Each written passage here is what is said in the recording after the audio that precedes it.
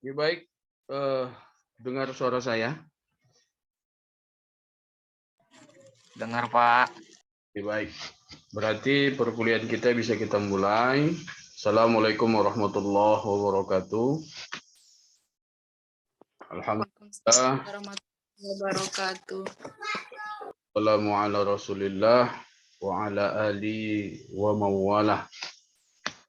Saya ucapkan terima kasih sebelumnya atas respon baik dari Anda semua yang setuju untuk dimajukan waktunya ya, karena memang pada hari ini saya akan mengikuti rapat ya dengan Wakil Rektor 1, sehingga memang saya pikir perkuliahan kita saja yang digeser. Jadi kalau untuk udah siang hari nanti sudah agak sedikit kesulitan ya. Oke, baik. Pada pertemuan hari ini, pertemuan ketiga ya, kita masuk kepada pembahasan materi yang kedua, yaitu terkait dengan history manajemen atau sejarah manajemen. Hal ini saya pikir perlu untuk Anda ketahui mengenai ya sejarah atau asal usul penerapan manajemen ya di dalam organisasi ya terdahulu ya.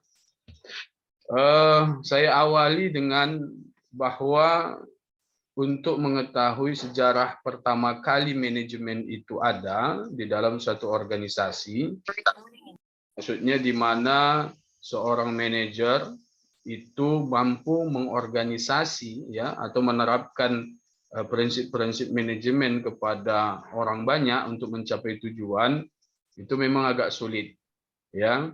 Sulit kita mencari referensinya. Tapi paling tidak ada satu buku yang bisa kita baca untuk mengetahuinya, yaitu dari buku yang berjudul The History of Management Thought yang dikarang oleh C.S. George Junior tahun 1972 ya. Di halaman 4 itu nanti ada diterangkan beberapa keterangan terkait dengan manajemen pertama kali diterapkan. Jadi memang agak sulit ya untuk melacak sejarah manajemen. Namun memang diketahui bahwa ilmu manajemen itu sudah ada sejak ribuan tahun yang lalu ya, sejak ribuan tahun yang lalu. Ini dibuktikan dengan adanya piramida di Mesir. Nah, ternyata pembuatan piramida di Mesir ini menjadi awal dari penerapan ilmu manajemen. Nah, piramida tersebut itu dibangun ya. Piramida di Mesir itu dibangun lebih dari 100.000 orang ya. 100.000 orang pekerja selama dalam kurun waktu 20 tahun. Ya, jadi pembuatannya itu selama 20 tahun. Nah, piramida Giza ya disebut dengan piramida Giza ini tentunya tidak akan berhasil ya dibangun jika tidak ada orang yang membangun. Nah, kita tidak memperdulikan ya siapa apa sebutannya ketika itu. Mungkin sebutannya ketika itu berarti bukan manajer ya. Artinya orang yang mulai dari melakukan perencanaan, pengorganisasian, kemudian pelaksanaan sampai pengevaluasian atau pengawasan itu mungkin dahulu namanya bukan manajer ya, bisa apa raja, bisa apa namanya menteri dan lain sebagainya. Tapi yang dilakukannya adalah dia membuat satu pengaturan pengelolaan sampai piramidanya itu selesai. Nah, kita menyebutnya bahwa yang merencanakan apa yang harus dilakukan, ya mengorganisir manusia serta bahan bakunya, kemudian memimpin dan mengarahkan para pekerja dan menegakkan pengendalian ya tertentu guna menjamin bahwa segala sesuatunya dikerjakan dengan baik sesuai rencana, itu disebut dengan manajer ya. Itulah yang disebut dengan manajer. Dia orang yang melakukan, yang menjadi konseptor untuk merencanakan sampai siap atau selesainya satu target yang direncanakan tadi, Orang inilah yang disebut dengan manajer tadi. Nah, pada zaman itu memang sebutannya belum itu, ya. Nah, kemudian praktek-praktek manajemen yang lain ya, itu dapat kita lihat ya, kita saksikan dalam beberapa referensi sejarah selama tahun 1400-an. 1400-an di kota Venesia, Italia. Ya, yang memang ketika itu kota ini menjadi pusat perekonomian dan perdagangan. Nah, penduduk Venesia itu mengembangkan bentuk awal perusahaan bisnis dan melakukan banyak kegiatan yang lazim terjadi di organisasi modern saat ini. Ya, sebagai contoh misalkan di gudang senjata Venesia itu, kemudian kapal perang diluncurkan sepanjang kanal Sungai Venesia. Ya, kemudian pada tiap-tiap perhentian bahan baku dan tali layar ditambahkan ke kapal tersebut. Jadi hal ini mirip dengan model semacam lini perakitan yang dikembangkan oleh Henry Ford. Ya, kalau Anda pernah dengar kata Henry Ford, ya, mobil Ford Anda tahu kan? Nah, dialah yang menciptakan itu untuk merakit mobil-mobilnya. Jadi ada semacam prosedur kerja ya dari zaman dahulu tahun 1400-an itu untuk membuat kapal di Venesia itu mereka melakukan prosedur kerja yang sama seperti masa modern saat ini. Dia diambil ada satu kemiripan dengan yang dilakukan oleh Henry Ford untuk merakit mobil-mobilnya ya. Kemudian selain lini perakitan, itu orang Venesia juga memiliki sistem penyimpanan dan pergudangan untuk memantau isinya. Ya. Kemudian manajemen sumber daya manusia untuk mengelola angkatan kerja dan sistem akuntansi untuk melacak pendapatan dan biaya. Maksudnya adalah dari tahun 1400-an orang-orang Venesia di Italia itu sudah melakukan prinsip-prinsip manajemen sama seperti apa yang dilakukan sekarang. Ada sistem pengawasan, ada sistem akuntansi, ya, ada pengelolaan angkatan kerja, artinya pengorganisasian dan lain sebagainya. Itu 1400 tahun yang lalu sudah dilakukan. Kemudian seorang pakar Daniel Rand, ya, Daniel Rand. Ya, Anda harus harus perhatikan betul ya. Saya banyak melihat tugas-tugas Anda ketika Anda menuliskan nama orang atau kata dalam bahasa asing itu banyak yang salah. Tapi saya biarkan dulu lah ya. Karena memang mungkin pengucapannya belum tepat. Kemudian Anda belum tahu kata itu ya. Jadi ada seorang ahli manajemen namanya Daniel Rand. W-R-E-N, Daniel Rand. Oke. Ini membagi evolusi pemikiran manajemen dalam 4 fase. Artinya sejarah manajemen itu dia bagi dalam 4 fase. Ya. Yang pertama fase pemikiran awal.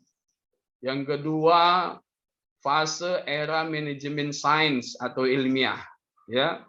Yang ketiga fase era manusia sosial. Dan yang keempat adalah fase era modern. Ya.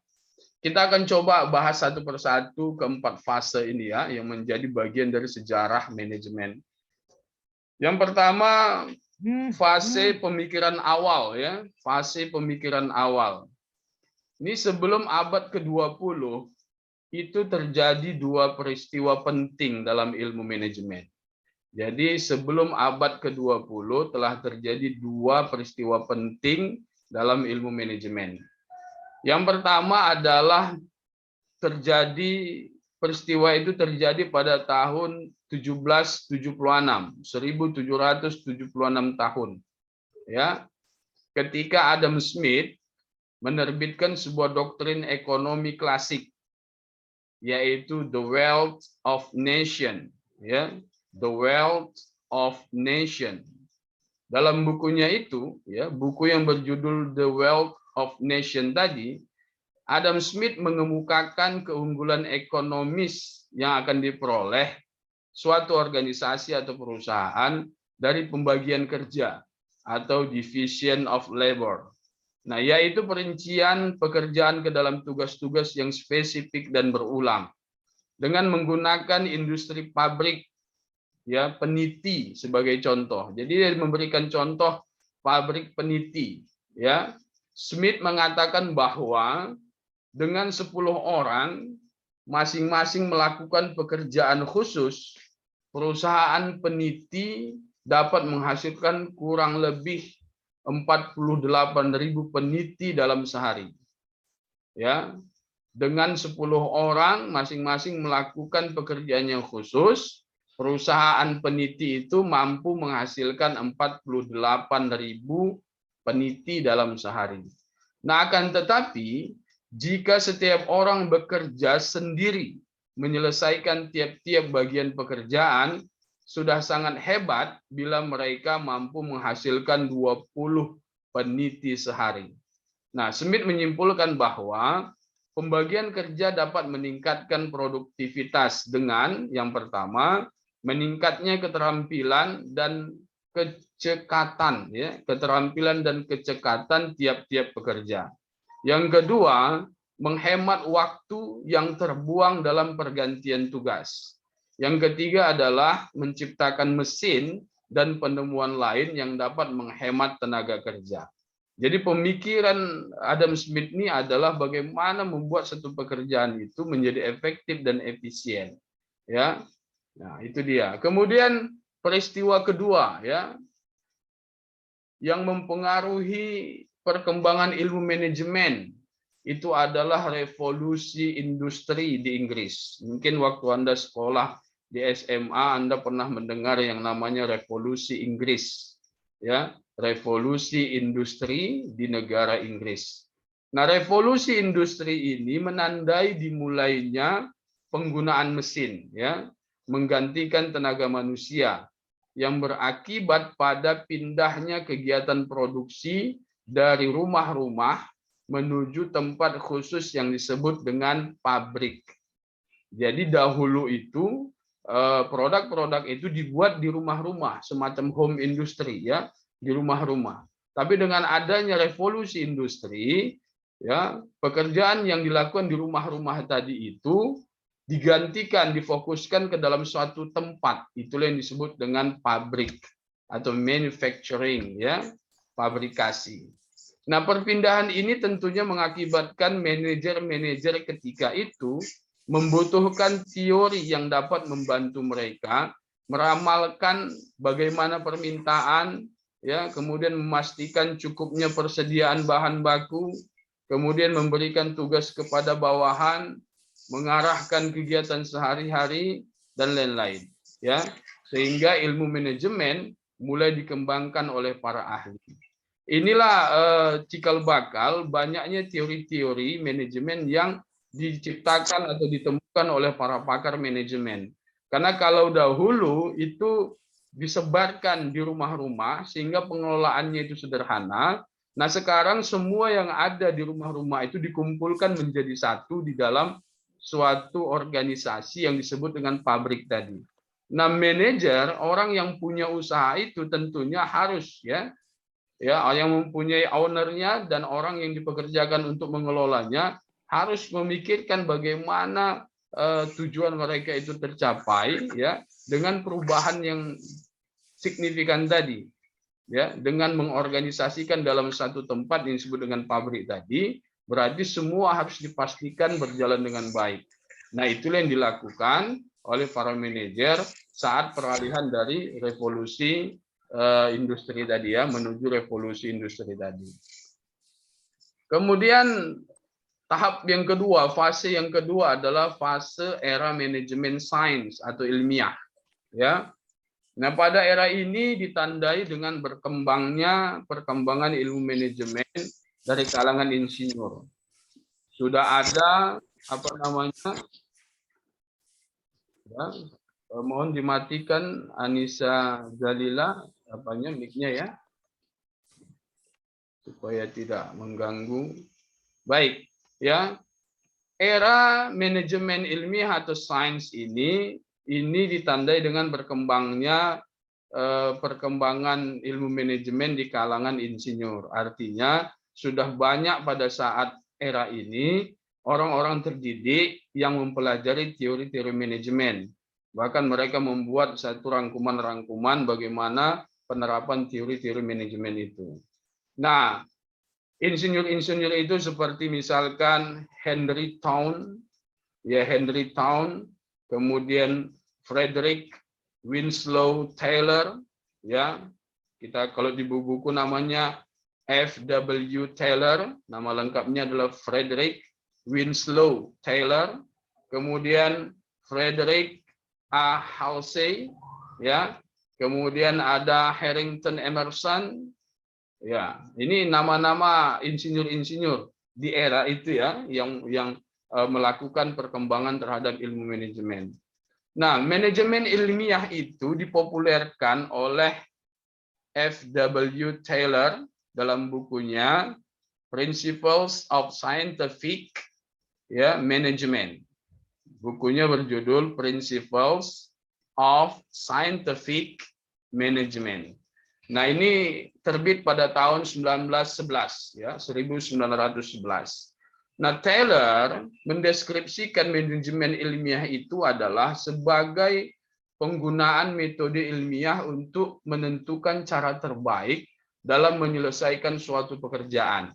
Nah, beberapa penulis seperti Stephen Robbins, ya, kalau nanti Anda cari buku tentang manajemen, itu biasa ada penulis yang terkenal namanya Stephen Robbins, ya, menganggap tahun terbitnya buku ini sebagai tahun lahirnya teori manajemen modern. Jadi semenjak munculnya atau diterbitkannya pada tahun 1911 buku Principles of Scientific Management tadi oleh F.W. Taylor, oleh Stephen Robbins, orang pakar era modern ya, era modern manajemen, dia menganggap bahwa teori manajemen modern itu ya tahun itu tadi begitu. Ya, kemudian perkembangan manajemen ilmiah juga, ya jangan lupa matikan mikrofon. Adelita Nabila. Iya. Perkembangan manajemen ilmiah itu juga didorong oleh munculnya pemikiran baru dari Henry Gantt, ya, Henry Gantt dan keluarga Gilbert. Nah, Henry Gantt yang pernah bekerja bersama Taylor di Midfield Steel Company menggagas ide bahwa seharusnya seorang mandor mampu memberi pendidikan kepada karyawannya untuk bersifat rajin, ya, dan kooperatif. Ia juga mendesain sebuah grafik untuk membantu manajemen yang disebut dengan Gantt chart, ya. Nanti ada di beberapa buku manajemen itu ada grafik namanya Gantt chart, itu penciptanya adalah Henry Gantt, ya. Nah, Gantt chart ini yang digunakan untuk merancang dan mengontrol pekerjaan. Nah, sementara itu ada juga pasangan suami istri, yaitu Frank dan Lillian Gilbert. Frank dan istrinya Lillian Gilbert berhasil menciptakan micromotion, ya, sebuah alat yang dapat mencatat setiap gerakan yang dilakukan oleh pekerja dan lamanya waktu yang dihabiskan untuk melakukan setiap gerakan, ya. Dan alat ini digunakan untuk menciptakan, ya, diciptakan untuk digunakan untuk menciptakan sistem produksi yang lebih efisien, ya. Jadi ada namanya micromotion, ini sudah diciptakan sejak dulu untuk mencatat setiap gerakan yang dilakukan oleh para karyawan. Nah, era manajemen ilmiah ini ditandai juga dengan hadirnya teori administratif, ya, yaitu teori mengenai apa yang seharusnya dilakukan oleh para manajer dan bagaimana cara membentuk praktek manajemen yang baik. Nah, Pada awal abad ke-20, seorang industriawan Perancis ya, berkenegaraan Perancis bernama Henry Fayol ya, pertemuan yang kemarin sudah kita sebut namanya, Henry Fayol. Dia mengajukan gagasan 5 fungsi untuk manajemen, yaitu merancang, mengorganisasi, memerintah, mengordinasi, dan mengendalikan. Nah, gagasan Fayol itu kemudian mulai digunakan sebagai kerangka kerja buku ajar ilmu manajemen pada pertengahan tahun 1950 dan terus berlangsung hingga sekarang. Nah, selain itu Henry Fayol juga menggagas 14 prinsip manajemen yang merupakan dasar-dasar dan nilai yang menjadi inti dari keberhasilan sebuah manajemen. Kemudian ada juga sumbangan. Mohon maaf ya, ada sedikit gangguan dari koneksi ya. Mohon maaf ya. Nah, sumbangan penting lainnya datang dari ahli sosial Jerman, yaitu Max Weber. Ya, ada ahli sosiologi ya dari Jerman namanya Max Weber. Weber menggambarkan suatu tipe ideal organisasi yang disebut dengan birokrasi. Jadi kalau Anda sekarang mendengar kata birokrasi, itu penciptanya adalah Max Weber. Ya. Nah, bentuk organisasi yang dicirikan oleh pembagian kerja, nah, hierarki yang didefinisikan dengan jelas, peraturan dan ketetapan yang rinci, dan sejumlah hubungan yang impersonal. Ya, itu birokrasi namanya. Nah, namun Weber menyadari bahwa bentuk birokrasi yang ideal itu tidak ada dalam realita. Artinya secara teori birokrasi ideal itu ada, tetapi dalam kehidupan ya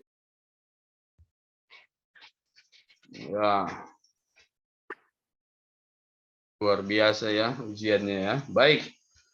Weber tadi menyadari bahwa di dalam teori memang ada teori birokrasi ideal, tetapi dalam penerapannya secara nyata ternyata tidak bisa juga diterapkan secara ideal tadi ya.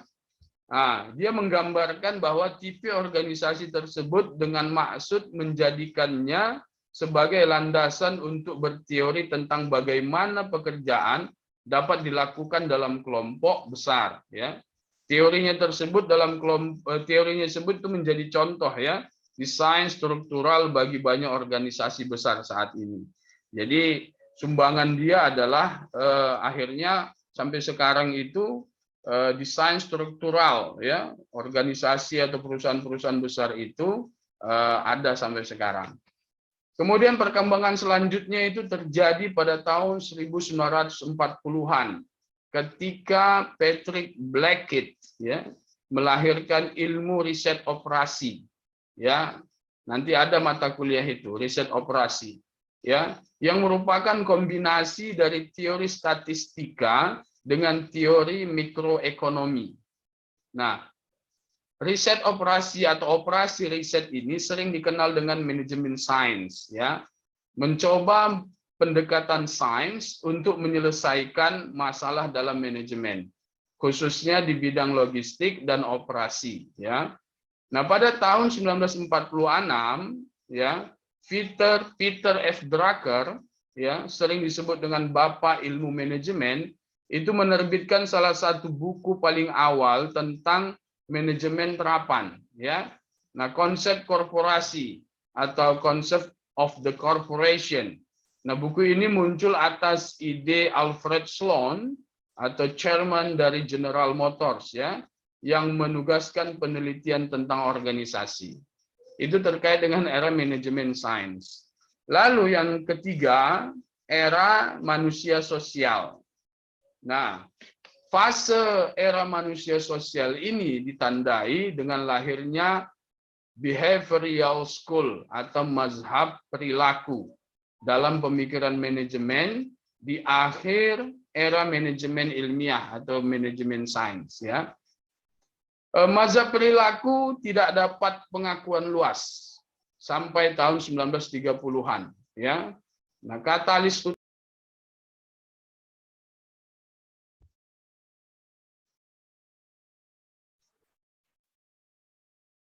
Ya, katalis utamanya adalah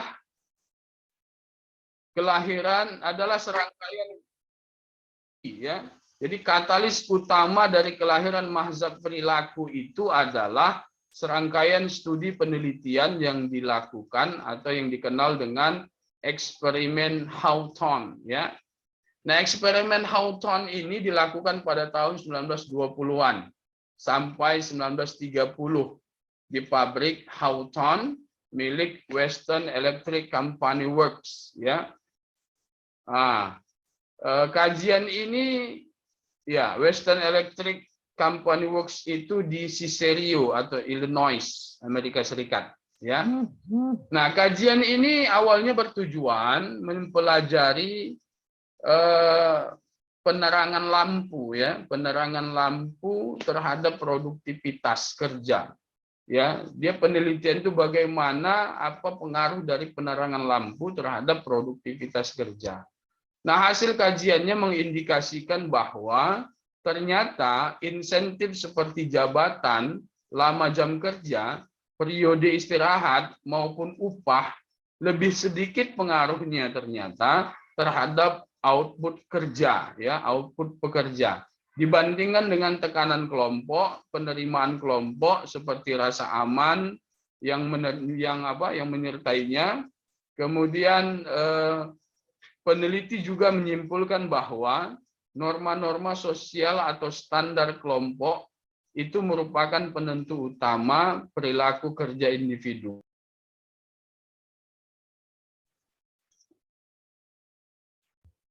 Oke, baik ya, sebentar ya. Mungkin ada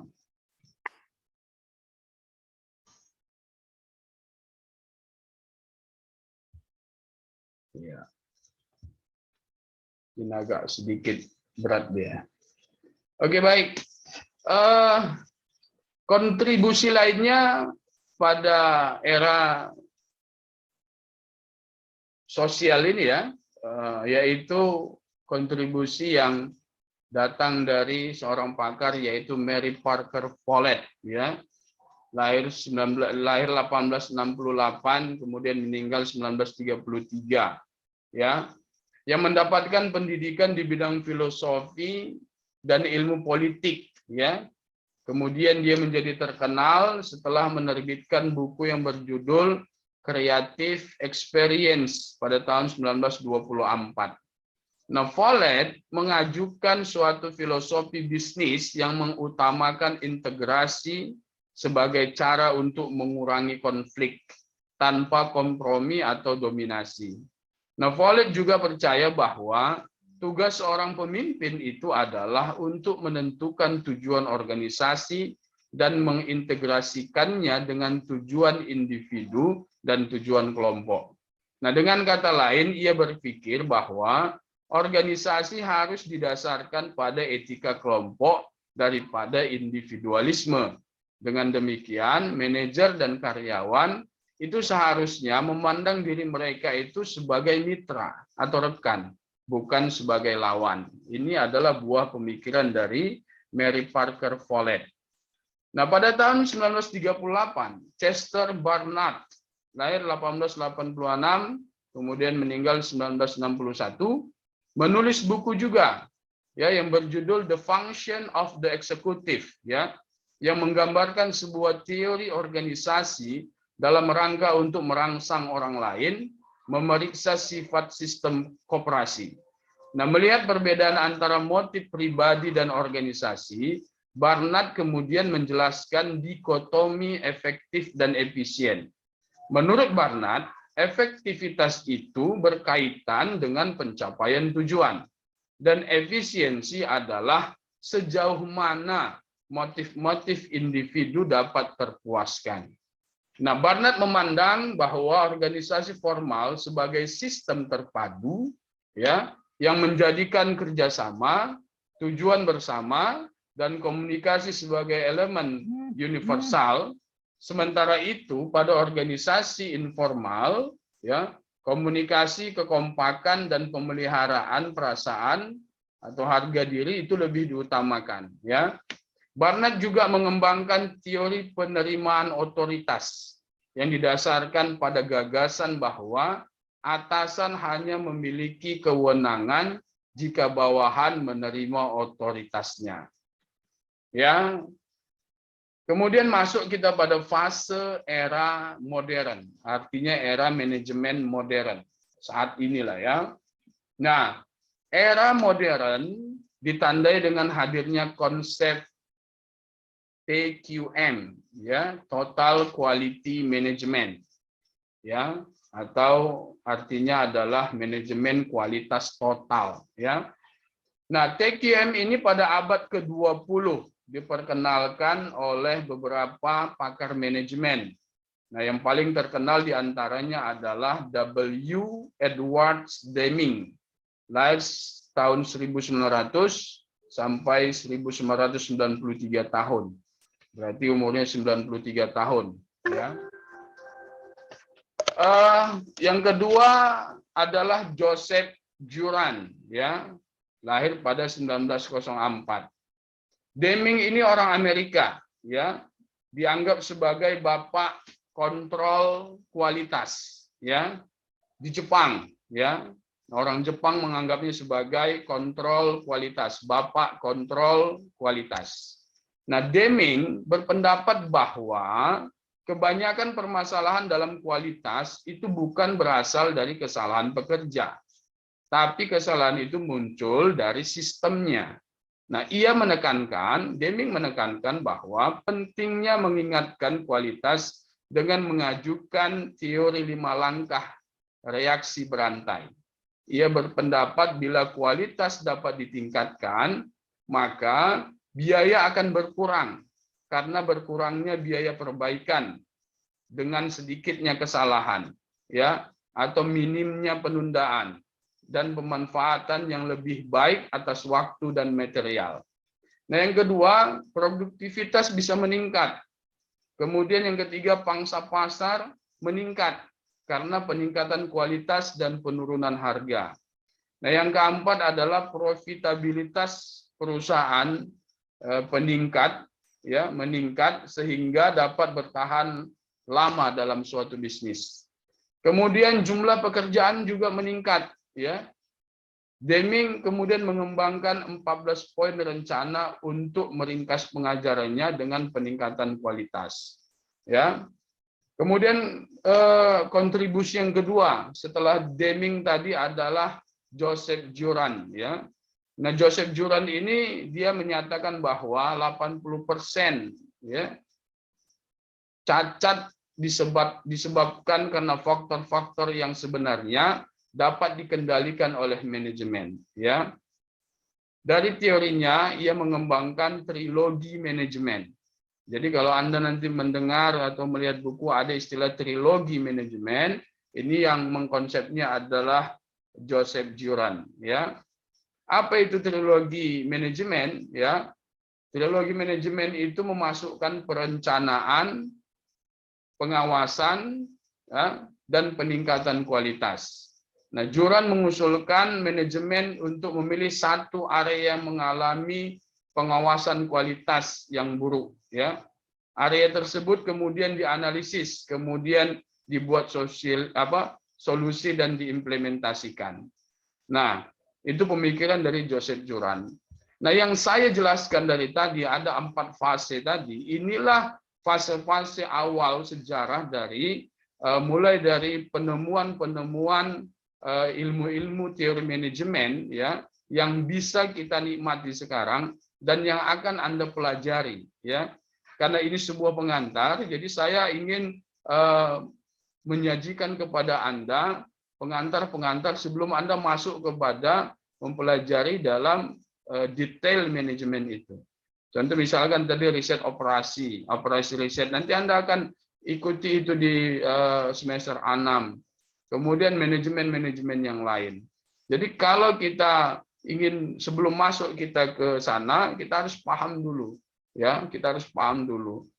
Memahaminya tentunya salah satu faktornya adalah dengan mempelajari sejarahnya atau historinya. Dengan begitu kita bisa menjadi menjadi paham, ya, bahwa ini semua sudah terlaksana jauh sebelum kita mempelajari pelajaran itu atau teori itu. Saya pikir demikian ya tentang sejarah manajemen. Memang sejarah manajemen ini didominasi oleh Barat ya, Barat sebenarnya. Tapi kalau kita mau mempelajari dari sisi yang lain juga, itu juga banyak. Misalkan teori-teori yang muncul, misalkan dari bagaimana manajemen dalam Islam dan lain sebagainya. Tetapi kita mempelajari manajemen secara umum. Ya, saya pikir Anda bisa memahami ya. Lagi-lagi saya katakan bahwa ini akan terus